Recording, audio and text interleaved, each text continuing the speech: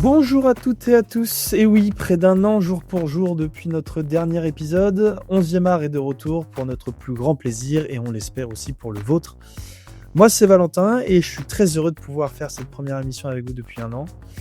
Alors 11e art est de retour, on ne sait pas encore exactement sous quelle forme. Tout ce que je peux vous dire c'est qu'à l'approche d'une Coupe du Monde qui sera éminemment politique et géopolitique, on s'est évidemment tous collectivement dit qu'on ne pouvait pas passer à côté d'un tel événement.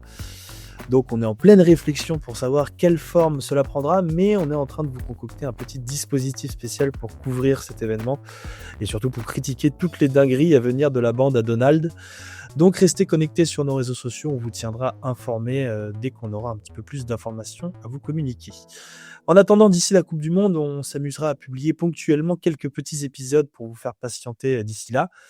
Et aujourd'hui, une émission qui s'inscrit directement dans la ligne éditoriale d'11e art, puisqu'on va parler économie, on va parler antilibéralisme, climat, société, etc., etc. Autant de thèmes qu'on a évidemment déjà traités sur 11e art, mais on s'est dit que pour relancer la machine, ce serait bien de placer le curseur très très haut. Et c'est la raison pour laquelle je reçois donc aujourd'hui un docteur en sciences politiques et enseignant dans ce domaine, Sébastien Thibault. Salut Sébastien, comment ça va ? Salut Valentin, très bien, merci pour cette invitation. Je suis très honoré de faire partie de 11e art. Eh ben, avec grand plaisir, sois le bienvenu. Alors, on te reçoit aujourd'hui puisque tu as copiloté avec le journaliste de Mediapart, Michael Correa, l'écriture d'un manifesto qui s'appelle Foot Manifesto, 15 propositions pour sauver le ballon rond, que vous avez publié aux éditions Divergence, que l'on remercie d'ailleurs au passage pour l'organisation de cette interview et particulièrement Françoise. Ouvrage dans lequel vous fédérez donc tout un tas d'intervenants que je vais me permettre de citer pour leur rendre hommage. Donc, Franck D'Agostini, Bernabé Banquetin, Abdellah Boulma, Olivier Corbobès, Michael Correa, que j'ai cité il y a quelques minutes, Valentin Dedon, Bastien Drut, Carole Gomez, Assia Hamdi, Alexandre Joly, Jérôme Lata, William Martucci, François Michel, Pierre Rondeau, David Snug, Nicolas Villas et donc toi, Sébastien, et aussi une dernière personne à qui on voulait commencer par rendre hommage, qui est Christophe Glaise. Sébastien, est-ce que tu peux nous expliquer un petit peu la démarche que vous avez eue à laisser un espace de parole à Christophe Glaise, ou un futur espace de parole? Ouais, effectivement, Christophe a participé en fait à des ouvrages collectifs qu'on a publiés chez Solar auparavant. Et je vais peut-être commencer par ça, réinscrire en fait ce Foot Manifesto dans une sorte de trilogie dont les 2 premiers volumes étaient parus aux éditions Solar. Et Christophe a fait partie de ces 2 premiers volumes dans le premier tome qui s'appelait Le Grand Foutoir. C'était un livre sur les dérives du foot à travers des matchs. Christophe avait écrit sur la mise en esclavage du football africain. Et il avait étudié et exploré en fait la manière dont les talents africains étaient captés par les puissances européennes, les puissances footballistiques européennes. Et dans le deuxième tome, il avait fait un papier sur le Casiflava, qui est en fait un art du dribble et de la joie footballistique en Afrique du Sud. Et Christophe est un reporter exceptionnel, un journaliste vraiment spécialiste du continent africain. Et pour ce troisième tome, il pouvait pas en être parce qu'il est aujourd'hui incarcéré en Algérie suite à un reportage pour SoFoot qu'il devait faire sur place en Kabylie. Et donc, pour dénoncer cette injustice, qui en est vraiment une, on a décidé de lui offrir quand même un espace dans le livre sous forme de chapitre blanc, chapitre fantôme, je sais pas trop comment on appelle ça. En tout cas, moi, j'avais jamais vraiment vu ça ailleurs dans un livre. Mais on voulait que parmi les 15 propositions qu'on fait, il y en ait une qui reste vide, qui reste blanche et qui lui soit dédiée. Puisque si Christophe avait pu écrire, s'il n'avait pas été empêché d'écrire, il aurait évidemment fait partie de ce tome 3. Donc c'était pour nous normal de faire ce geste, de montrer tout notre soutien auprès de lui, auprès des proches qui comptent jour après jour son absence. Et voilà. Donc en fait, dans 15 propositions, pour être honnête, il y en a véritablement 14 qui ont été rédigées. Et de toutes les manières, c'est une très belle démarche et on se joint évidemment à vous pour demander la libération immédiate de Christophe Glaise, qui est détenu à l'heure où on enregistre cette émission, donc le mardi 14 avril, depuis 288 jours en Algérie, ce qui est évidemment beaucoup trop long. Merci pour ce petit point d'introduction. Revenons un petit peu sur le livre. Du coup, ce livre dans lequel vous proposez une quinzaine de solutions pour réformer le football et tenter de le sauver de ce que vous appelez les ravages du libéralisme. Comment vous est venue exactement l'idée de ce bouquin? Tu parlais justement de ces deux autres tomes qui l'ont précédé. Est-ce que c'est dans la continuité de cela ou est-ce que c'est une idée un petit peu différente? Ouais, c'est dans la continuité. Dans le tome 1, on a exploré les dérives et on voulait pas avoir une démarche trop surplombante. Donc, on s'est appuyé sur des matchs concrets, pardon, pour montrer en fait comment les dérives s'inscrivaient dans la pratique, voilà, du football, dans les matchs, dans les compétitions elles-mêmes.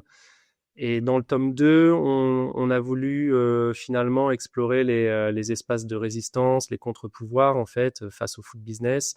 Et on a voulu rendre hommage à un football qui, même aujourd'hui et malgré tout ce qu'on sait, continue de nous faire vibrer et continue de nous faire aimer ce sport.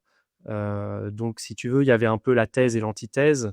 Et là, dans ce troisième volet, on a voulu être force de proposition et quelque part renverser la table avec des propositions concrètes sur l'avènement d'un football qu'on aimerait plus juste socialement, plus démocratique, plus équitable, plus égalitaire également. Et voilà, on s'est efforcé de proposer des choses. Très bien. Quelle a été un peu la démarche en tant que telle pour l'écriture du bouquin? Comment est-ce que vous avez sollicité les différents intervenants? Est-ce qu'il y avait des thèmes qui étaient déjà ciblés avant ça? Avant même l'écriture? Ouais, alors on a un peu fonctionné comme avec les tomes précédents. Avec Mika Korea, on a ciblé des thèmes, ciblé des auteurs, des autrices, sachant que sur les 3 tomes, en fait, l'échantillon d'auteurs et d'autrices, en fait, s'est renouvelé à peu près à chaque fois sur un tiers, quoi. Donc, on a voulu faire venir des nouvelles plumes et des nouvelles têtes sur chaque projet. Ça, c'était pour nous important. Puisque si on réunit les 3 tomes, finalement, il y a quand même 45 chapitres qui ont été écrits. C'est plutôt conséquent. Et on voulait que ce soit aussi des plumes qui puissent être renouvelées au fur et à mesure des projets. Donc les auteurs, on pouvait les guider, mais certains avaient déjà une proposition concrète à proposer. Il n'y a pas eu de règles générales, quoi. Nous, on avait voilà, certaines orientations stratégiques qu'on voulait explorer. Après, c'était aux auteurs et aux autrices de faire le tri et de proposer, quoi. Très bien, super.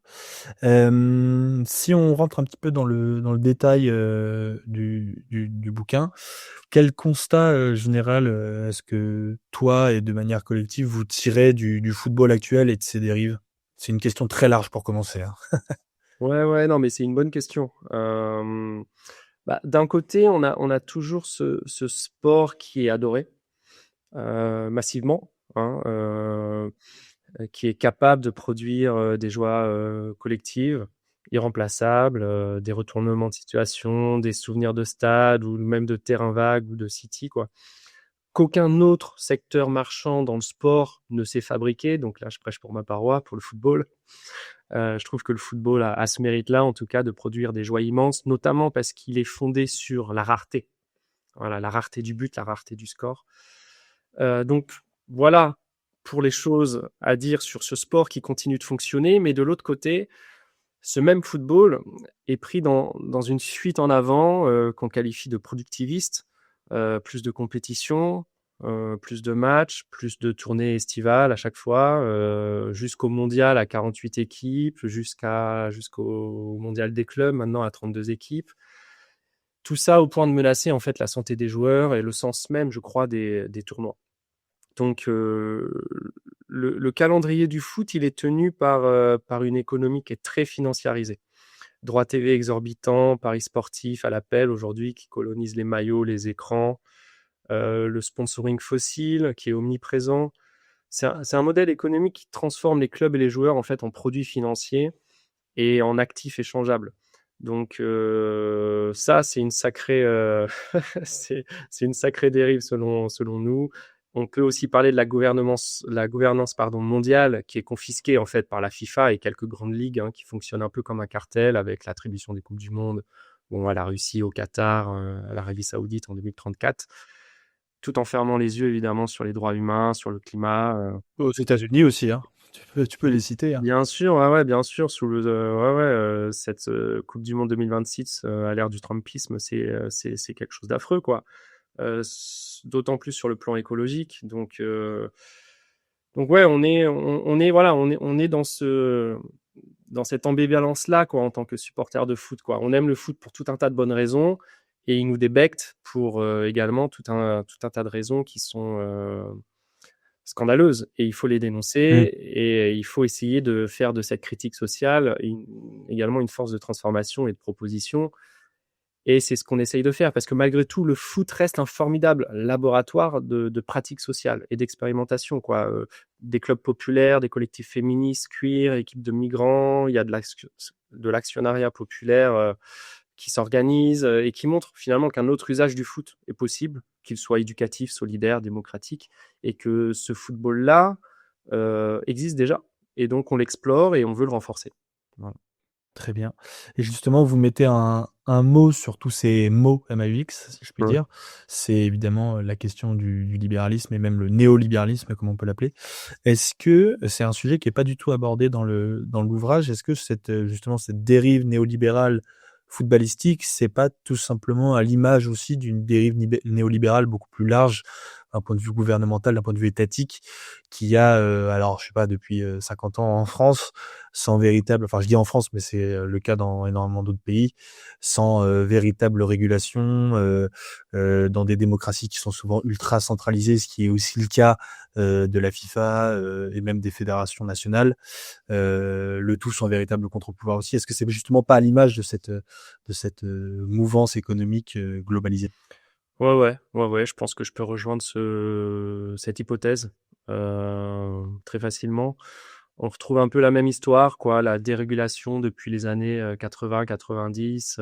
Alors le New Public Management au sein des sociétés occidentales, c'est plus les années 80. La dérégulation du foot, c'est plus les années 90, mais on est dans la même période avec la privatisation progressive des clubs, l'ouverture aux capitaux sans condition, et puis tout ce discours sur la modernisation, la compétitivité, en fait, qui justifie l'augmentation des inégalités, quelque part.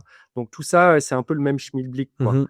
Ouais. Et comme pour les services publics, ce sont en fait les mêmes acteurs qui débarquent, les cabinets de conseil, les grandes banques, les fonds d'investissement qui appliquent au football en fait les recettes qui sont testées sur les États et les entreprises. Après, je dirais quand même que le foot a une spécificité, Mmh. c'est qu'il reste traversé par des identités territoriales, populaires très fortes. Les clubs ouvriers, les clubs de, je sais pas, de migrants, les clubs de quartier comme ça qui sont devenus des marques. Tout ça fait qu'on peut pas gérer le foot comme une entreprise banale sans provoquer des résistances. On l'a bien vu en 2021 avec le projet de la Super League, et c'est pas étonnant que les contestations soient venues d'Angleterre, qui représente le berceau du foot business, mais aussi un bastion du football populaire, notamment concernant l'actionnariat populaire. Les formes d'actionnariat populaire, de football coopératif sont venues d'Angleterre également. Du coup, bah oui, le foot, c'est un miroir de ces politiques néolibérales, et ça reste un terrain de confrontation qui est très visible parce qu'il touche à la fois en fait à la joie du jeu, au sentiment d'appartenance et au territoire. On peut pas en fait penser le foot si on pense pas territorialité, et, et ça c'est la limite du modèle actuel qui pense le foot, qui aimerait penser le foot de manière complètement hors sol, et approcher les clubs de manière, enfin comme une marque globale, sans prise directe avec l'ancrage populaire et les territoires, et ça pose souci, ouais. Très bien, très intéressant. Il y a quelque chose qui est assez symbolique du mouvement néolibéral de manière générale, mais encore plus appliqué au foot, c'est aussi le manque de contestation. Alors, t'as cité cet exemple de la Super League en 2021, qui est peut-être aujourd'hui le seul mouvement de grande contestation à un niveau international, en tout cas. Il y a évidemment beaucoup de groupes de supporters qui militent, mais encore une fois, ça se passe à un point de vue très local ou parfois des dénonciations au niveau national. Je pense à des tifos sur la Ligue de football professionnel, par exemple, en France. Ça existe de temps en temps, mais de manière générale, il n'y a pas de grands mouvements contestataires des dérives footballistiques aujourd'hui dans le monde. Comment est-ce que tu l'expliques, ça? Ouais, c'est une question qui est pointue et qui a le mérite d'être posée. Le foot, je dirais qu'il a toujours été coincé un peu entre deux rôles. Terrain de lutte politique, parfois très dur, notamment sur le terrain européen. Et c'est également un grand divertissement de masse qu'on voudrait hors sol, de plus en plus hors sol aujourd'hui. Donc historiquement, les stades ont été des lieux, demeurent des lieux de conflictualité. On y a vu des résistances au fascisme en Italie dès les années 20. On a vu des tifos antifranquistes en Espagne. Voilà, ce sont des lieux où il y a des mouvements ouvriéristes très forts, indépendantistes très forts, qui se servent des clubs comme des bannières, voilà, politiques. On a vu en 2014, pour prendre un exemple plus récent, des supporters brésiliens.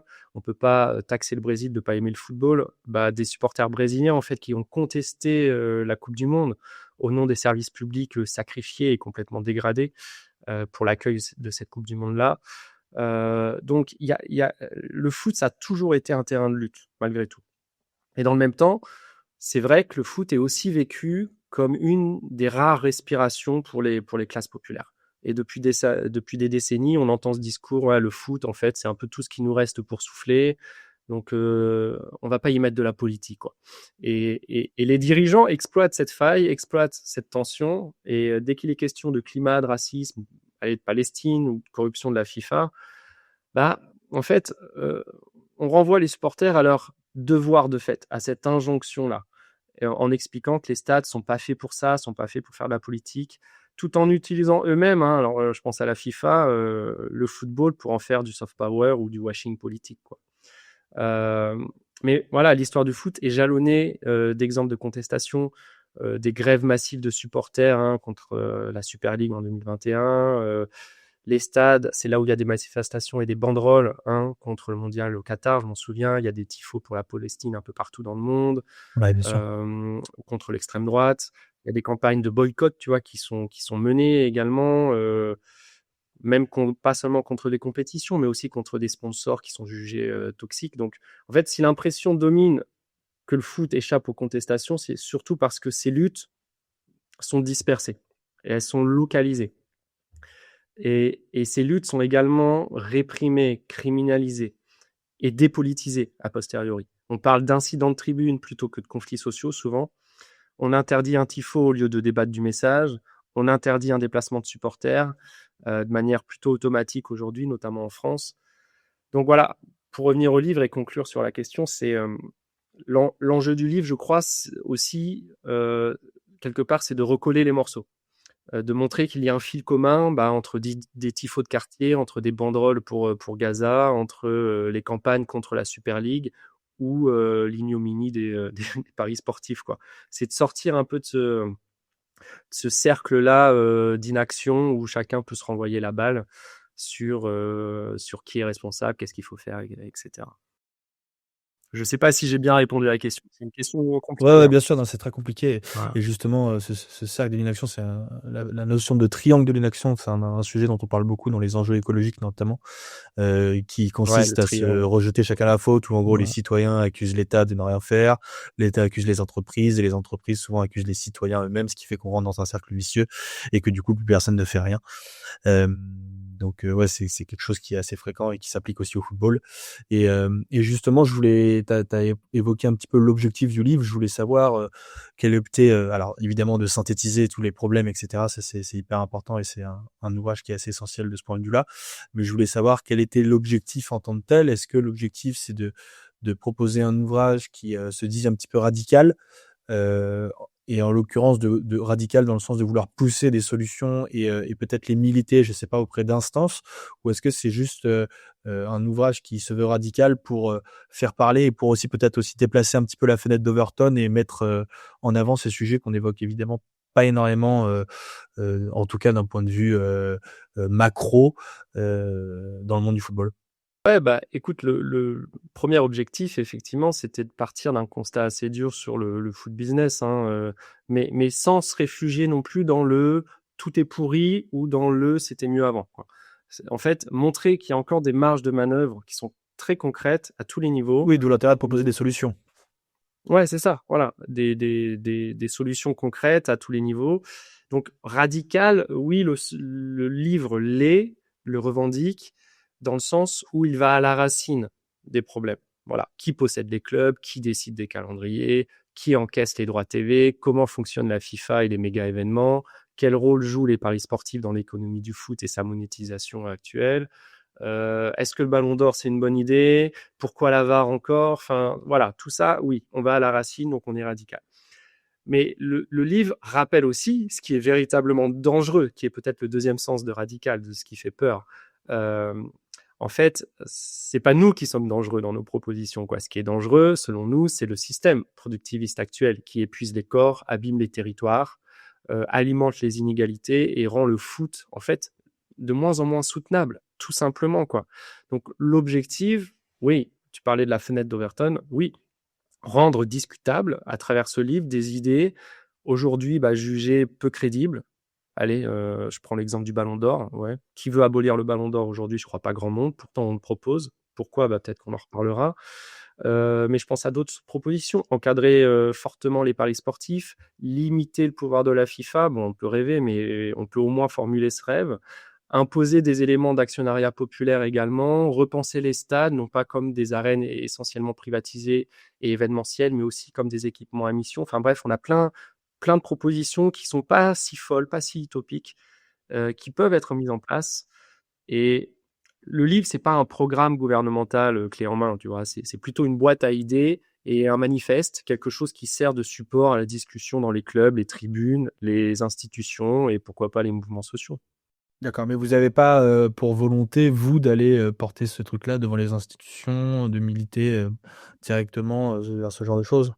Si on a un espace, si on a une fenêtre de tir, on le fera, ouais. Si on est invité, on ira.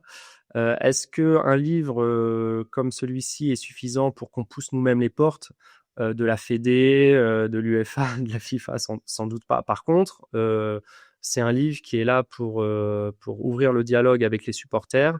Demain, on va dans une librairie à Saint-Ouen, Folie d'encre pour la nommer, et on sera accompagné de certains membres du COP du Red Star, par exemple. Donc voilà, oui, on est là effectivement pour également faire ce travail-là, ouais, je vais pas utiliser le mot pédagogie, quoi, je suis pas politicien, mais pour faire ce travail de lobbying auprès des gens qui pensent que le foot business doit avoir des limites parce qu'on doit lui mettre un stop, quoi. Voilà, ou plusieurs. Très bien. Et moi, justement, justement, un des aspects qui est très intéressant du livre, c'est que ça va dans la continuité de ce que je disais tout à l'heure sur le triangle de l'action, c'est que c'est aussi un bouquin qui est là pour responsabiliser l'ensemble des acteurs du football, que ce soit les institutions supranationales, les institutions nationales, mais aussi à plus basse échelle les supporters et même les clubs. Je te propose justement qu'on fasse un peu une revue des différents acteurs que vous essayez de responsabiliser justement dans ce bouquin à travers différentes solutions. À commencer évidemment par les instances supranationales qui sont peut-être les premiers responsables et les premiers leviers qu'on pourrait activer pour changer quelque chose. Euh, Comment, justement, d'un point de vue supranational, je pense à la FIFA et à l'UEFA et évidemment aux autres confédérations aussi, comment est-ce qu'on peut instaurer des contre-pouvoirs dans des systèmes qui aujourd'hui ne sont plus du tout démocratiques?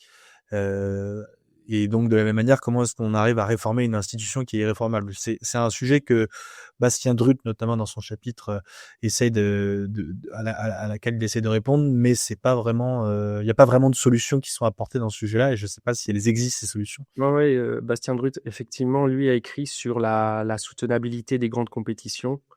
Il y a un chapitre dédié spécifiquement pour le coup à la FIFA qui a été rédigé par Carole Gomez.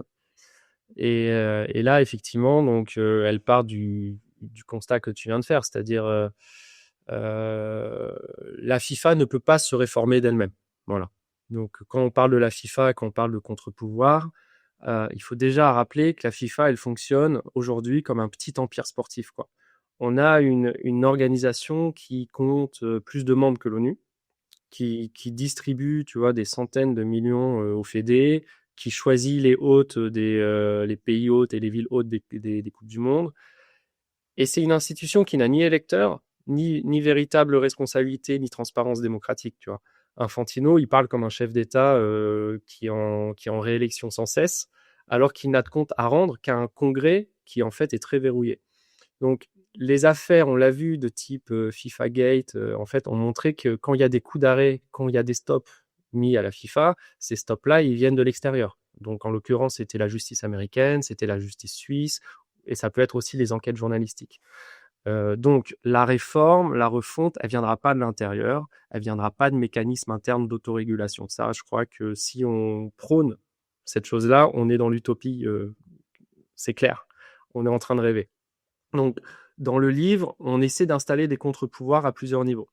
Donc, d'abord, on peut dire un contre-pouvoir en interne avec une sorte de chambre sociale du football, un organe en fait où siégeraient des syndicats de joueurs, des collectifs de supporters, des représentants de clubs, des ONG, doté d'un vrai pouvoir de blocage ou de codécision sur les grandes orientations. Par exemple, les formats de compétition, le cahier des charges, les critères sur les droits humains, sur le climat, etc. Ensuite, via les États et les organisations internationales, on peut se dire que la FIFA, elle bénéficie d'avantages fiscaux, de statuts associatifs extrêmement avantageux, parfois même d'immunité.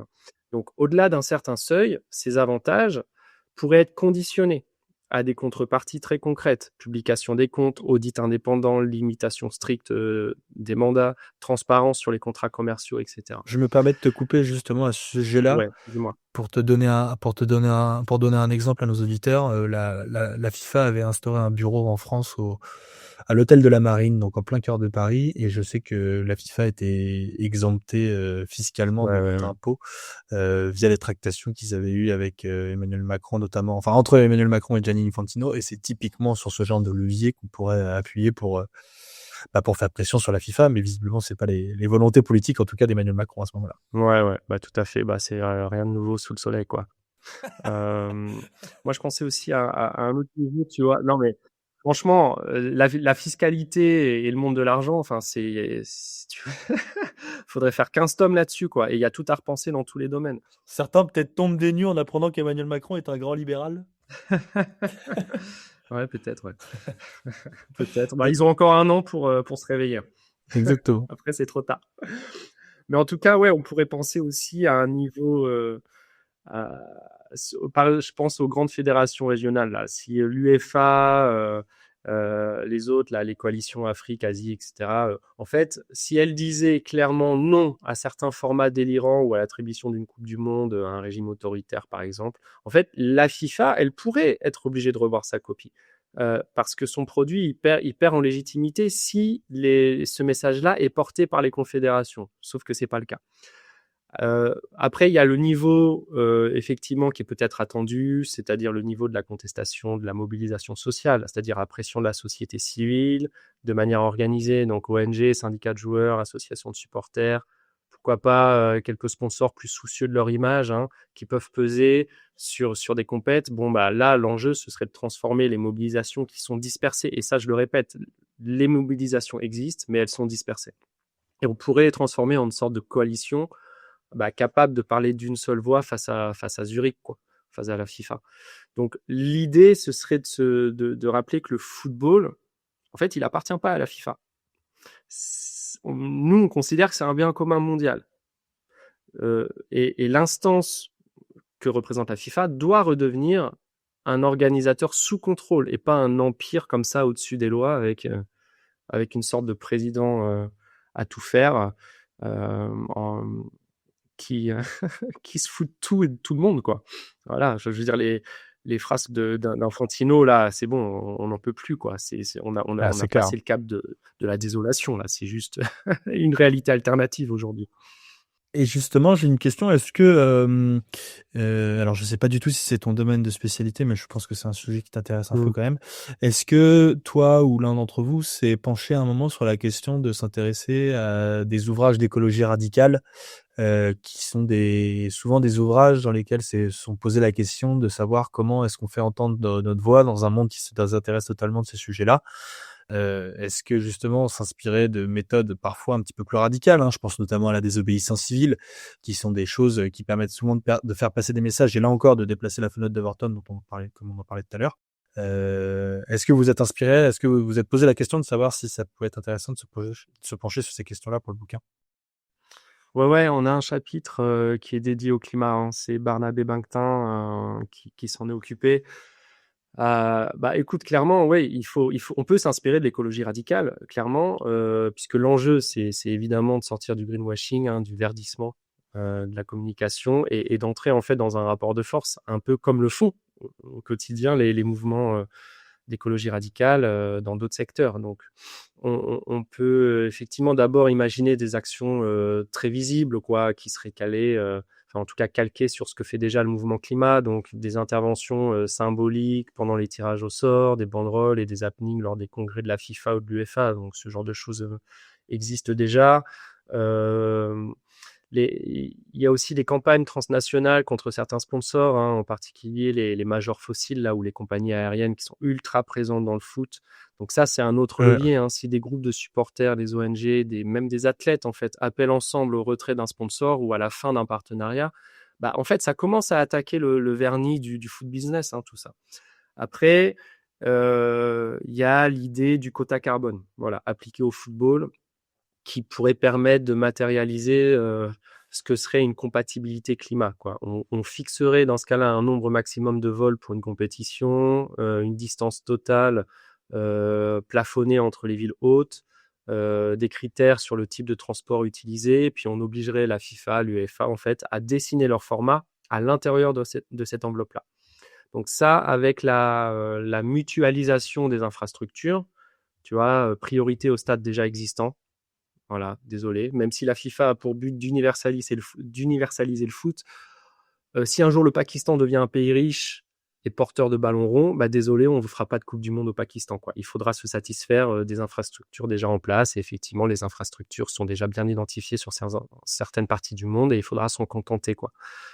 Donc, prioriser les stades existants, les normes strictes contre ce qu'on appelle les éléphants blancs, quoi, ces stades champignons qu'on fait pousser, qui sont surdimensionnés et qui, aussitôt la compétition passée, sont sous-investis, mais complètement même abandonnés, en décrépitude au bout de quelques mois et de quelques années. Donc voilà, faire adopter une obligation de plan de reconversion de ces équipements plutôt que de rebétonner en fait à chaque édition. Je veux dire, on marche sur la tête, quoi. Dans un monde qui n'a jamais été aussi chaud, on marche sur la tête. Ouais, bien Et sûr. tu vois, et puis donc en fait, il faut articuler ces luttes locales d'écologie radicale avec des campagnes globales, hein, sur le climat, sur le foot. Et en fait, il faut qu'on fasse comprendre que dire non à un méga événement climaticide, c'est pas être anti-foot, quoi. C'est refuser que le football serve de prétexte à endetter des territoires et à aggraver encore la crise écologique. Parce que à un moment, on attaque la soutenabilité même, non seulement de la planète, mais enfin très, très concrètement de la pratique du football. Parce que le foot, il est frappé par le climat par les deux bouts. C'est-à-dire que dans certaines parties du monde, bah, je parlais du Pakistan, on ne peut plus jouer au foot aujourd'hui. C'est fini. La pratique de ce sport est infaisable, impraticable. Et de l'autre côté, bah, le football attaque le climat parce que effectivement, on continue à se gaufrer dans des événements, des méga événements, tu vois, Ouais, ouais. climaticides, à bétoniser tout et ça, c'est plus possible, quoi. Ouais, Ouais. et puis tu citais les questions de la chaleur au Pakistan, ça va aussi être le cas pendant la Coupe du Monde, là, au Mexique, avec une situation de stress hydrique assez importante, Ouais, ouais, ouais, sur c'est laquelle on clair. reviendra probablement pendant notre dispositif spécial sur la Coupe du Monde. Et pour compléter ce que tu disais aussi, le rapport du Shift Project sur le sport, qui vise à savoir comment est-ce qu'on peut décarboner le sport et qui est d'ailleurs cité dans le bouquin, propose aussi de relocaliser les compétitions, dans le sens rendre à nouveau local les compétitions. Et c'est-à-dire, ça passe par des billetteries réservées uniquement aux populations locales, voilà, ou voisines, mais pas très loin, en tout cas, pas des gens qui vont traverser le monde pour venir voir un match de foot. Et ça, c'est évidemment une solution. Et l'une des autres solutions, c'est d'arrêter un petit peu et d'en finir avec le gigantisme des compétitions. Ça, c'est un point qui est aussi abordé dans le bouquin. Est-ce que c'est envisageable de vraiment, enfin dans la situation actuelle, et on a déjà parlé des contre-pouvoirs, ça me paraît compliqué de lutter contre ce gigantisme des compétitions, mais c'est quelque chose sur lequel justement on doit militer. Je sais pas quel est ton avis là-dessus. Ouais, ouais, non, mais absolument, absolument. Il faut, en fait, en ce qui concerne le gigantisme, en fait, ça tombe pas du ciel, quoi. Le gigantisme, c'est pas imposé naturellement au monde du football et aux téléspectateurs et téléspectatrices, quoi. C'est pour ça qu'on peut le faire reculer sur plusieurs fronts. D'abord, je pense que le premier front sur lequel on peut faire reculer le gigantisme et sur lequel on peut l'attaquer, c'est le calendrier, clairement. Il faudrait fixer un nombre plafond de matchs officiels par saison, par joueur, négocier avec les syndicats. Euh, et dire clairement que toute nouvelle compétition devra rentrer dans cette enveloppe-là, hein, quitte à en supprimer d'autres plutôt que d'en empiler à l'infini comme aujourd'hui on le fait, quoi. Coupe du monde Coupe du monde des clubs.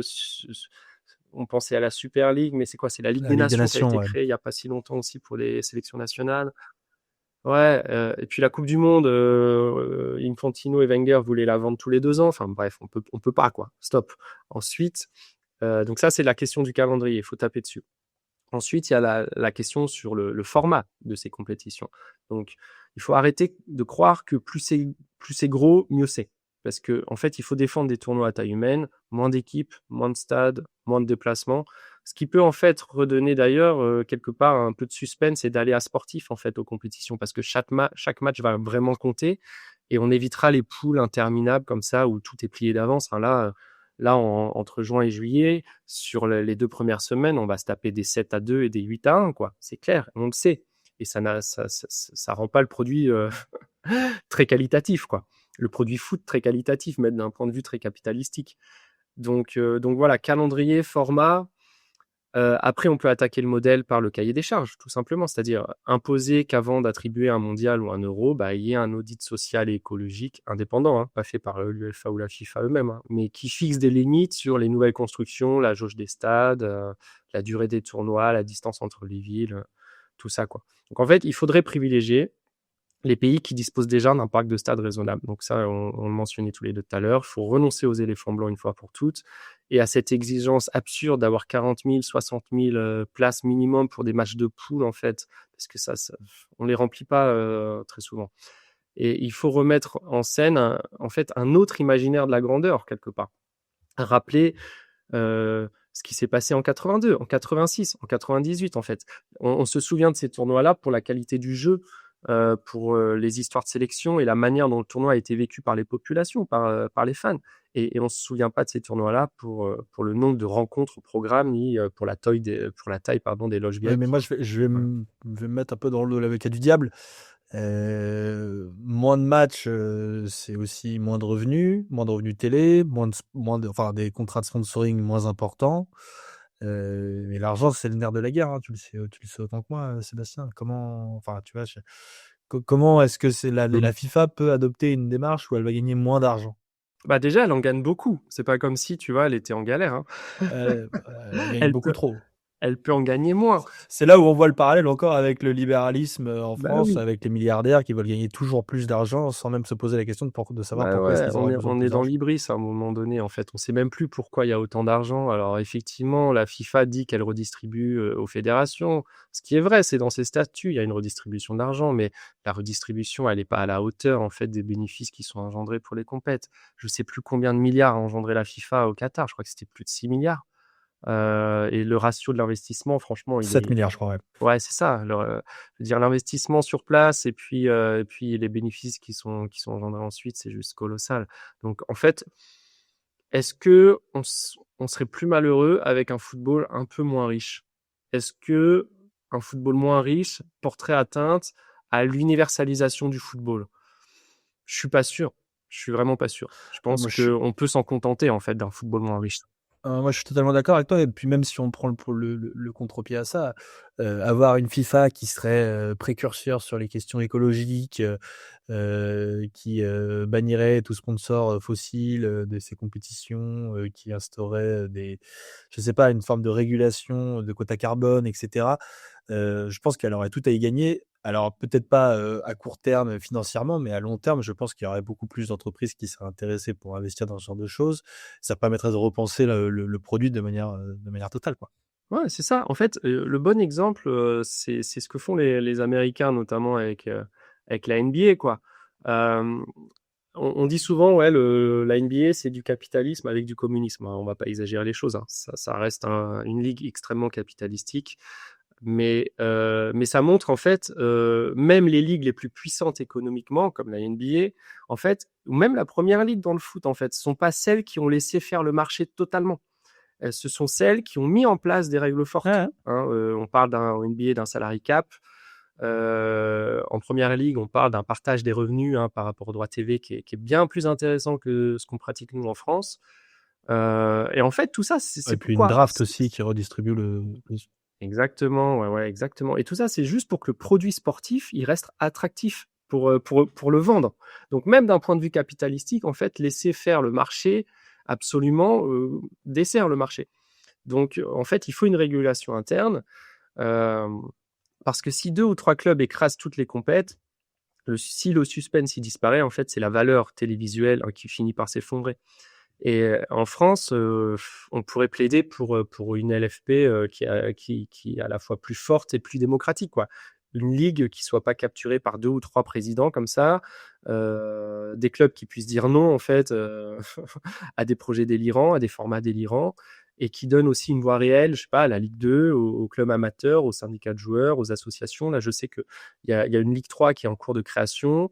Bon, voilà quoi. En fait, il s'agit de graver dans les statuts que la mission de la Ligue se réduit pas à maximiser toujours les droits TV, quoi. Mais doit comprendre l'équilibre sportif des compétitions, la protection de la santé des joueurs, la compatibilité écologique des calendriers et même, je dirais, l'utilité sociale du championnat, en fait, pour les territoires, quoi.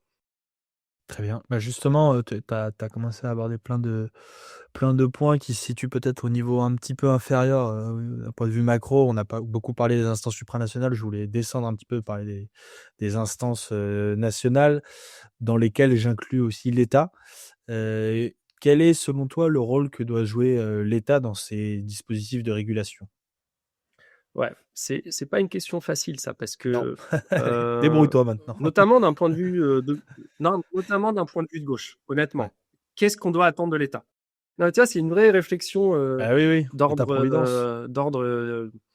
d'ordre politique, qui touche à la science politique en fait concrètement. Tu vois. L'État, effectivement, il peut pas en fait rester simple spectateur dans l'histoire. C'est lui qui définit le cadre juridique dans lequel s'opèrent les clubs, les ligues, les diffuseurs, etc. Et en fait, il peut décider que les clubs ne sont pas des sociétés comme les autres, mais des institutions d'intérêt général. Voilà. Donc il y a ce pouvoir-là. Donc concrètement, un État, il peut encadrer la propriété. Voilà. Plafonner la part qu'un investisseur peut détenir, interdire la multipropriété transnationale. Ça a été un projet de loi porté par la France Insoumise il y a quelques mois notamment. C'est aussi une idée qui est défendue dans le futur projet de loi des sénateurs Lafont et Savin, qui eux pour le coup sont pas sont plutôt Oui, ils sont étiquetés LR, ouais. LR, mais qui va dans ce sens-là aussi sur la question de la multipropriété. Ouais, c'est ça. Pour en fait se prémunir de fausser les compétitions, quoi. On pourrait, en fait, l'État peut filtrer l'entrée effectivement des fonds souverains ou des régimes autoritaires dans les championnats. Il pourrait exiger une part minimale d'actionnariat populaire ou au moins mutualisé dans chaque club. En fait, il peut aussi conditionner les aides publiques, construction, rénovation de stades, parce que ça, les stades, on peut en parler, quoi, mais on en parlera peut-être après, mais Vas-y, je t'en prie. ça reflète en fait les dérives et les possibles du football, quoi. Un stade, c'est de l'argent public en gros. C'est de la socialisation d'investissement, c'est-à-dire on collectivise de l'argent public pour construire un stade. L'exploitation du stade, l'exploitation commerciale du stade est entièrement privatisée ensuite. Et si le stade fait faillite, il y a une resocialisation des pertes par le public. Donc on voit bien en fait que les stades sont un peu reflètent en fait des enjeux de pouvoir fiscaux extrêmement importants et intéressants qui nous engagent collectivement. Mais donc l'État sur les stades pourrait avoir un mot à dire qui soit bien plus fort. Voilà, bien plus autoritaire, s'il faut oser le mot. Privatisation des pertes et mutualisation des dépenses. Ouais, c'est ça, c'est socialisation de Non, l'inverse, l'investissement. pardon. Privatisation des revenus et mutualisation des pertes. Ouais, c'est ça. Socialisation de l'investissement, on construit les stades avec de l'argent public. Voilà, à 90%. L'exploitation, donc on privatise les profits, l'exploitation est purement privée et commerciale. Et puis si ça fait banqueroute, si ça se passe mal, on mutualise les pertes, on resocialise les pertes. Donc ça, c'est un peu le triangle de l'enfer, quoi, qui fait loi dans le football, quoi. Et ça, l'État a quelque chose à dire, en fait. On n'est pas obligé d'avoir un État faible par rapport à cet état de fait-là, parce que c'est un état de fait qui est scandaleux. Donc voilà, après, rôle de l'État, et je vais peut-être conclure là-dessus pour pas faire trop long, mais je pense aussi sur les paris sportifs. Voilà, sur l'alcool, les sponsors fossiles, etc. En fait, l'État a déjà un historique, hein. Il a su encadrer le tabac, limiter certaines pubs sexistes, réguler les alcools forts, etc. Il pourrait très bien interdire les publicités les plus agressives, limiter les bonus de paris en live, là, imposer des messages sanitaires, bon, il le fait déjà un peu, mais surtout sortir progressivement les marques en fait les plus climaticides des maillots et des stades. Ça, l'État peut le faire. Et la DNCG et le droit commun, via la DNCG et le droit commun, l'État peut s'attaquer à la compatibilité optimiste, comme on dit, c'est-à-dire refuser des budgets qui reposent sur des droits de TV imaginaires ou des ventes de joueurs hypothétiques, etc., pour forcer les clubs à bâtir des modèles plus sobres, plus stables, au lieu de vivre en permanence en fait au-dessus de leurs moyens. Donc voilà. Parce que le libéralisme a cette tendance naturelle, en fait, à ramener toujours plus d'argent sans forcément les garde-fous qui vont avec. Je suis d'accord. Et justement, l'article sur le chapitre sur les paris sportifs est très intéressant, écrit par Abdallah Boulmal, si je ne me trompe pas. Très intéressant à ce sujet-là. J'ai une petite question provoque un peu pour toi. Est-ce que tu serais pour une nationalisation des clubs de football? Plutôt non, quoi. T'es pas obligé de répondre si t'as pas de... Non, je suis pas, j'ai pas d'avis forcément tranché par rapport à ça. Nationaliser, non, moi je suis pas pour une surétatisation des choses et de la question sportive en général. C'est bien qu'il y ait des initiatives privées. Enfin, les clubs historiquement sont des associations, donc ça part d'une initiative privée. Tu vois, moi je suis pas pour qu'on se retrouve avec un État obèse, surpuissant. Voilà, moi je peux avoir une part jacobine un peu, tu vois, où je me dis il faut un État central assez puissant pour opérer un contre-pouvoir sur le capital, mais je suis pas pour que l'État devienne totalitaire, même sans tomber dans l'autoritarisme ou sans penser aux régimes totalitaires en eux-mêmes qui ont eu lieu au XXe siècle ou même encore aujourd'hui. Sans penser à tout ça, je pense qu'il faut un équilibre. Voilà. Il faut un équilibre entre la part publique, la part privée, mais il faut surtout que le Oui, public bien sûr. se fasse respecter, quoi, respecte sa part d'influence Non, mais et ma, fasse payer quand il faut faire payer, interdise quand il faut interdire. ma question était volontairement provocatrice dans le sens où elle amenait à une solution qui est proposée dans le bouquin, je crois que c'est Jérôme Latta qui l'amène, qui est évidemment la solution du 50+1, qui en a beaucoup en Allemagne avec des actionnariats diversifiés, évidemment du public, mais là où aussi où les groupes de supporters ont un pouvoir de décision via les associations. Et c'est un modèle qui fonctionne très bien en Allemagne et que et pour lequel Jérôme milite, notamment en France. Je sais qu'il l'avait fait aussi dans son bouquin qu'il avait écrit il y a quelques années. Donc voilà, c'était volontairement provocateur. Ouais, non, mais c'est bien d'être provocateur en plus, et c'est d'autant plus si tu soulèves la question du 50+1. Est-ce que je peux rebondir là-dessus vite fait ou... Bien sûr, vas-y. Ouais. Non, le modèle allemand, il est intéressant parce que effectivement, c'est la règle dite du 50+1 qui impose que l'association des membres du club détienne au minimum 50% des droits de vote plus une voix. Ce qui fait qu'un investisseur privé, aussi riche soit-il, ne peut juridiquement pas décider seul de l'avenir du club. Alors, il y a des exceptions en Allemagne, hein. Tout n'est pas parfait. Mais concrètement, ça Ouais. oblige tout actionnaire privé en fait à composer en permanence avec une base de supporters. Il ne peut pas changer les couleurs, le blason, le stade ou rejoindre une ligue fermée sans l'accord de cette majorité associative qui représente l'histoire longue du club en Allemagne. Et puis on vérifie en fait année après année que le cadre il n'empêche pas les Allemands d'avoir des stades pleins, bien au contraire, d'avoir une très forte culture de club avec des équipes régulièrement performantes en Europe. Évidemment, la tête de crête, c'est le Bayern, mais il n'y a pas que le Bayern. Et ça montre qu'on peut encadrer la propriété privée sans tuer la compétitivité ni l'attractivité. du produit. Donc ça, c'est intéressant. Et à partir de là, nous, dans le livre, effectivement, on fantasme pas, pour rejoindre la question précédente, une nationalisation massive. On sait qu'un club entièrement possédé par l'État ou une municipalité peut aussi en fait être instrumentalisé finalement politiquement, quoi, ou géré de façon clientéliste. Ça n'empêchera pas la chose d'arriver. En fait, on plaide plutôt pour des modèles hybrides, s'inspirer de l'esprit du 50+1, développer les SKIC, notamment, qui associent supporters, collectivités et petites entreprises locales, pourquoi pas, ou encore imposer légalement qu'il existe partout en fait une part publique et une part populaire dans le capital du club.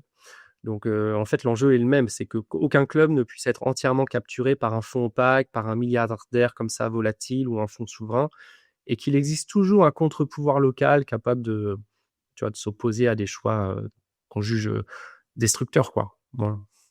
Bien sûr, ouais.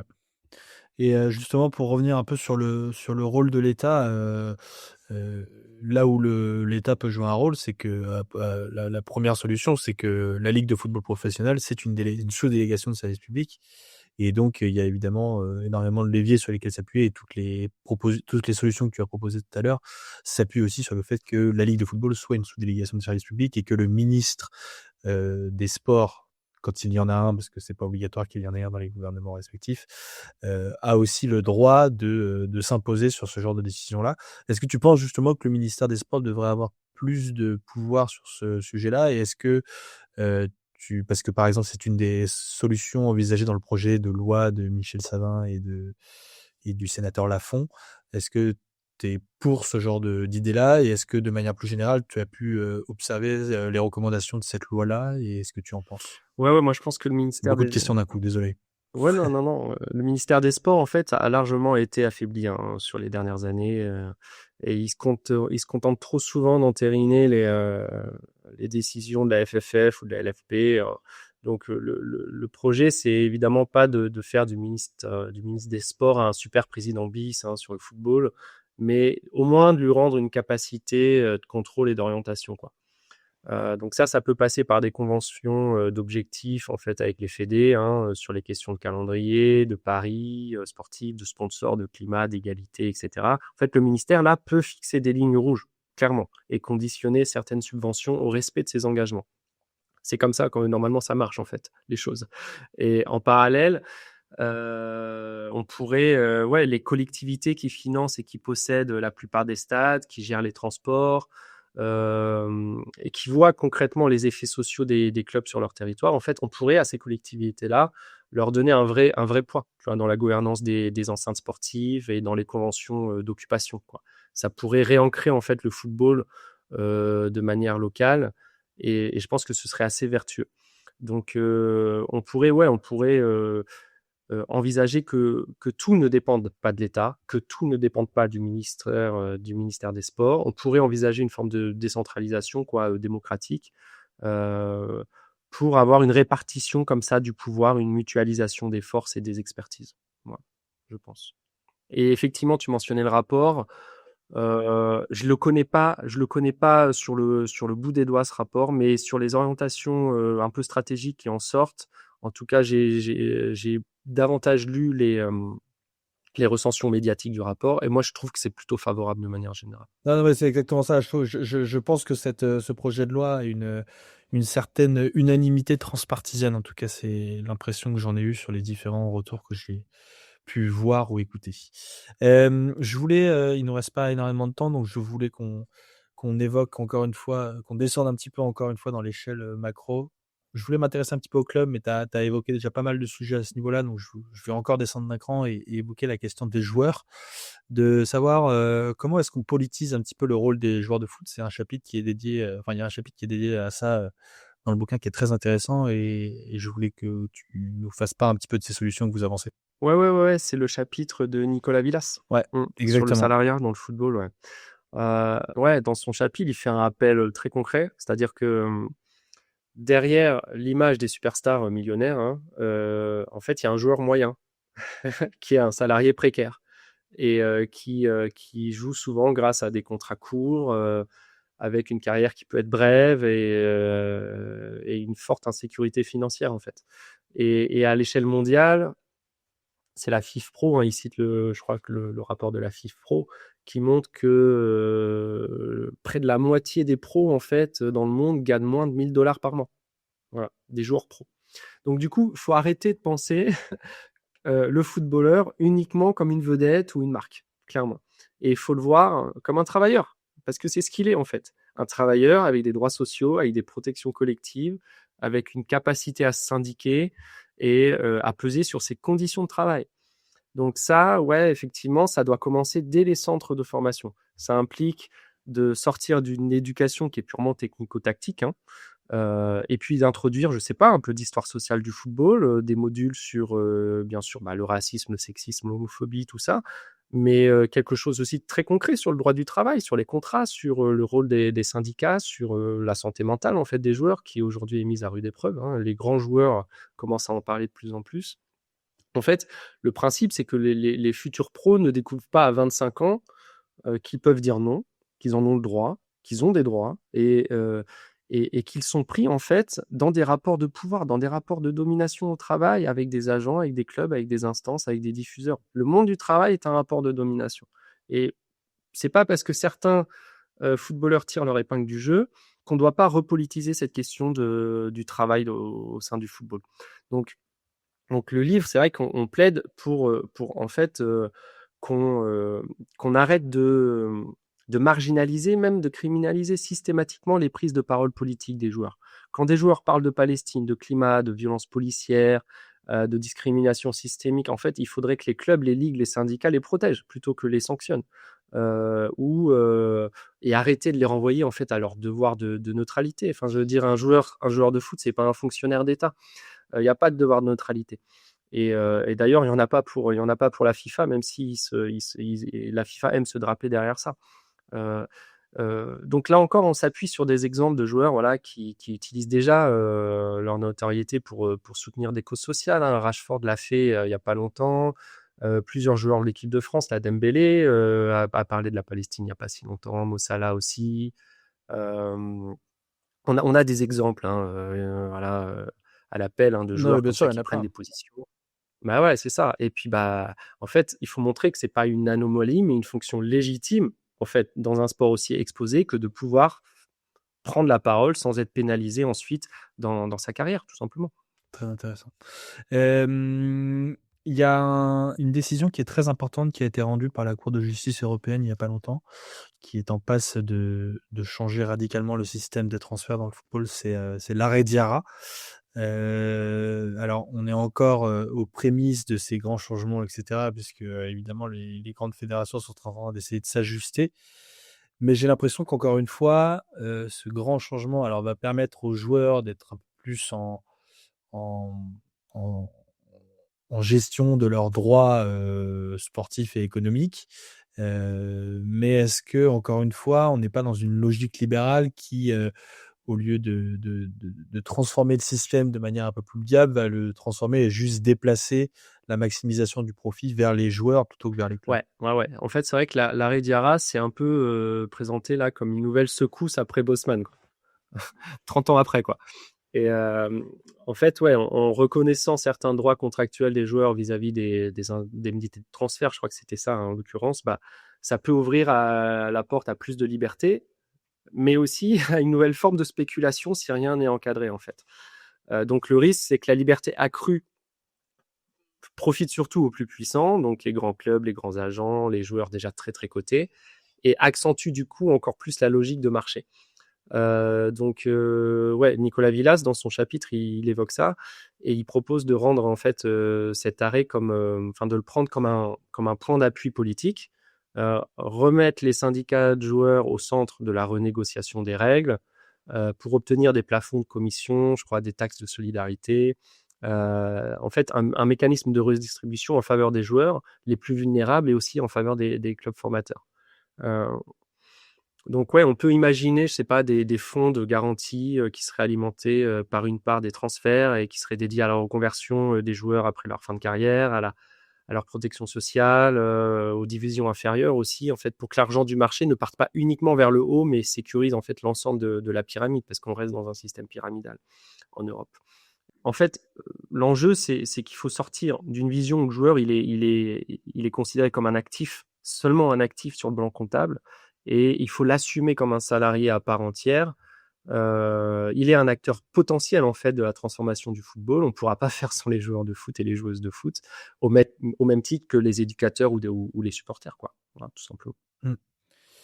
Et tu parlais justement de la question de la redistribution. Là, on parle à un niveau très individuel, hein, parce qu'on parle des joueurs, mais la question de la redistribution, c'est aussi quelque chose qui est beaucoup évoqué dans le bouquin, de la redistribution entre clubs, et notamment le rôle de l'UEFA là-dedans, à travers la Ligue des Champions. Comment est-ce qu'on pourrait redistribuer de manière beaucoup plus généraliser les revenus de la Ligue des Champions et qui permettrait d'avoir un football qui est aussi beaucoup plus durable.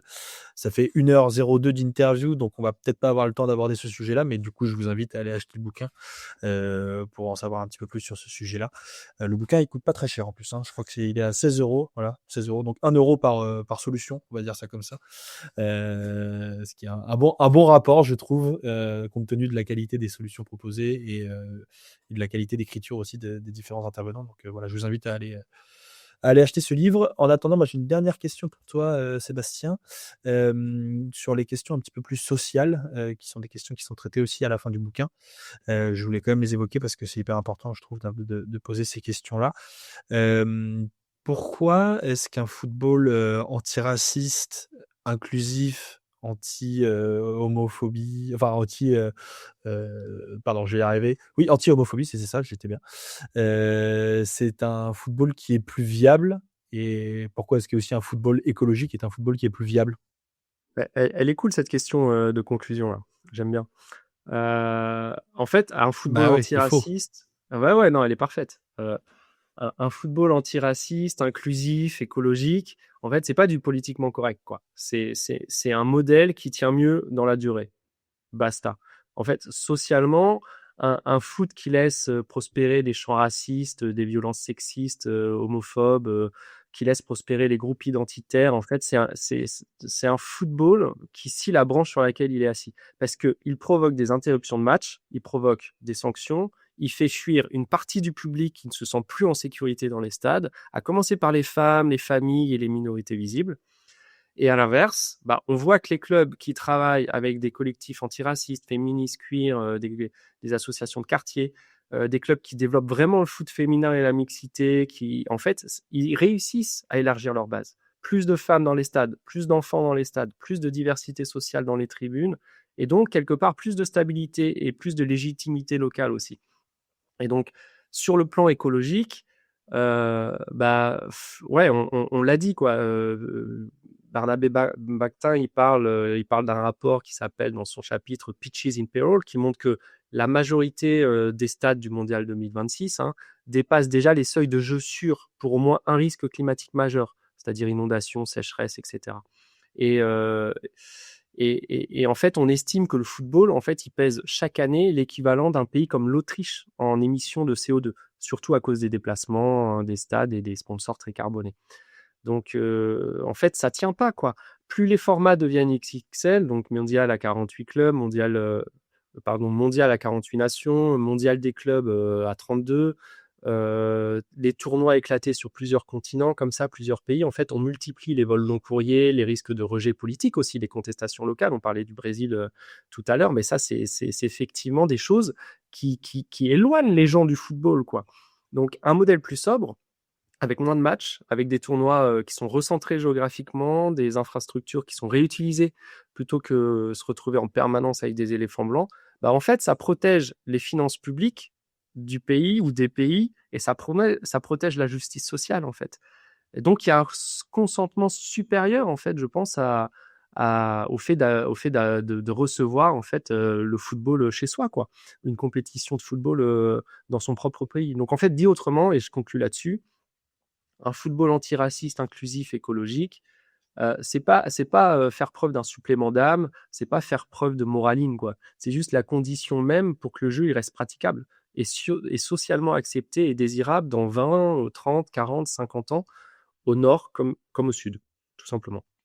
Génial, super. Bon, bah, merci beaucoup, Sébastien, pour cette interview très fournie, quasiment 1h05 d'interview. J'espère que nos auditeurs apprécieront la qualité des sujets et si c'est le cas, encore une fois, je vous invite à aller acheter le bouquin. Donc, Foot Manifesto, 15 propositions pour sauver le ballon rond aux éditions Divergence, que tu as copiloté, Sébastien, avec Mickaël Correa de Mediapart.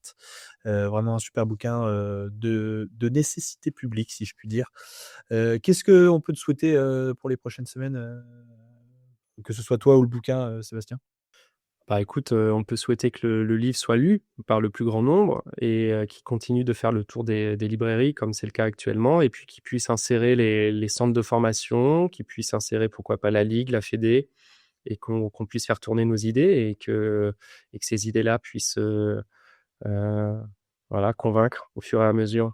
Génial. Ouais, ben, on te souhaite tout ça et on souhaite évidemment à ce bouquin de perdurer dans le temps. En attendant évidemment le prochain tome, puisqu'il y en a 3, il y en aura forcément un 4e, on l'espère en tout cas. Ouais, on verra. En tout cas, merci à tous d'avoir écouté cette émission.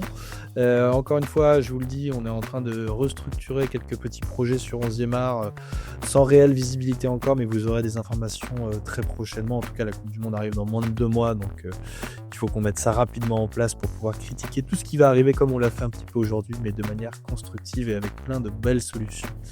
Merci à tous d'avoir écouté cet épisode. N'hésitez pas à partager, à liker, à vous abonner sur Spotify, Deezer, Apple Podcast ou sur nos réseaux sociaux. Vous êtes évidemment toujours les bienvenus et on est évidemment à l'écoute de tous vos retours et commentaires sur les sujets qu'on a abordés. Très bonne journée à tous et à bientôt. Ciao, ciao.